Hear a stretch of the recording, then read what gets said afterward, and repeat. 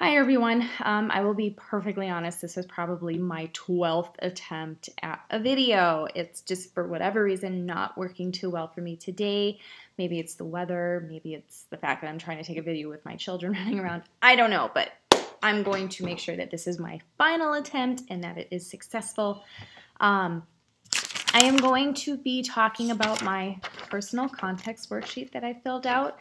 I do realize it was due yesterday, so I apologize for the late post. But anyways, things that shape me and make me who I am. The first thing would definitely be my husband and his support. He's always been really supportive of my choices throughout our relationship together, which is going on 12 years come February 6th. Yeah, that's pretty cool. But he's always been supportive. He also is very good at saying, you know, whatever you want to do, as long as you set your mind to it, you can do it. So he's not one to say, like, no, you can't do it, or no, it's too hard. He's just like, go for it. If you want to do it, go for it. So I would not have the motivation I have today with anything that I do without his support. So number one. Number two would be my kids. I discovered I had a knack for teaching because I became a parent, and I'm a stay-at-home mom, so I'm always interacting with my children and doing new things to help them learn and to help expose them to different things. So I'm always trying to implement different activities and projects throughout the day. It's not just, hey, sit in front of the TV and watch cartoons all day. No, we interact and we do a lot of different things together. Going to aquariums, going to a park, going just being a part of our community. So anyways, that leads me to talking about how I wanted to become a teacher one day, because I know someday they're going to grow up and they're going to move out of the house and they're going to start going to school on their own and all this fun stuff. So I want to be able to continue that love of education with other people's children. Like I said, my kids have shaped me, and they caused me to want to become a teacher, which is a pretty big deal. A third would be my parents.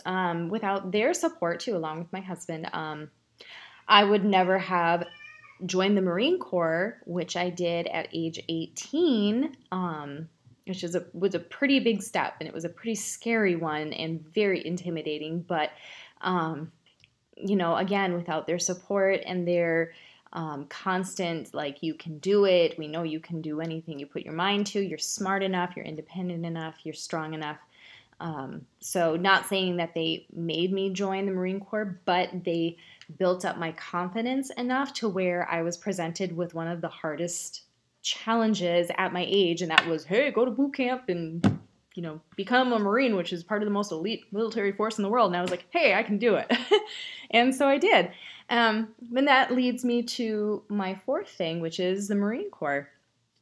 That definitely shaped me because it taught me discipline and time management and respect and, respect for myself, respect for authority, respect for our country, respect for other countries. Respect for all the time and effort that goes into simply protecting the U.S. Everything.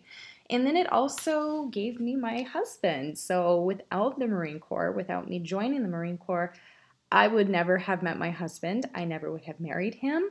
Thus, I would never have had children. And I don't know, I probably would have married someone and had kids, but the life that I have today would not be the same if it weren't for me joining the Marine Corps 12 years ago or 13 years ago. So yeah, it's a pretty big chunk in my life. Number 5 would be school. And as you can see, I'm going from most important to least. Number 5 would be school. I've always loved education and learning more and applying myself and applying what I learn in class to real life experiences. So I have a degree in psychology. I have an associate's degree in business management. Don't ask me where that came from. It's like, hey, I want to do it, so I did it.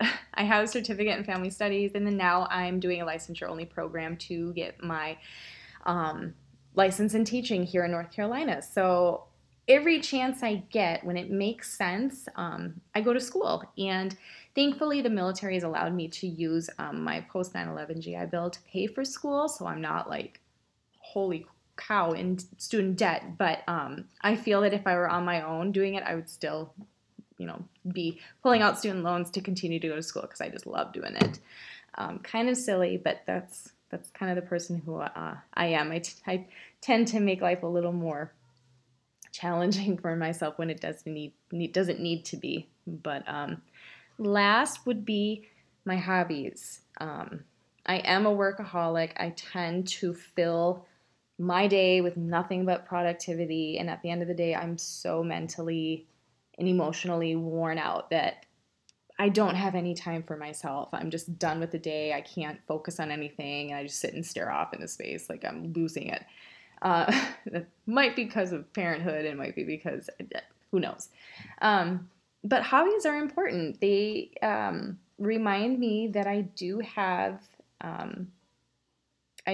my own needs. Like I love to bake, and I love to cook, and I love to garden when the weather's appropriate. I love to go to the beach and just walk around and collect seashells. And my health is a hobby. I like to try new. I'm a diet fad. I'm like, oh, let's try this and see how this works, and let's try this and how this works. I'm really healthy, so I don't ever have to do a diet, for health reasons. I kind of just can play around with it and different exercises and stuff like that. So that to me is a hobby. But again, at the end of the day, I'm able to like crafts. I love crafts and crochet and all that stuff. But so I sit and do that, and it's like, wow, I'm doing something I actually enjoy that doesn't produce anything of importance. It's just kind of this. It's just a pointless thing that brings me happiness, and that's important to me, and it shapes me as a person. But anyways, this is getting to be really long. I tend to become a chatterbox, but I will, like I said, post a picture of my context worksheet in my discussion post, and I look forward to reading everyone else's little worksheet there. And have a good evening, everyone.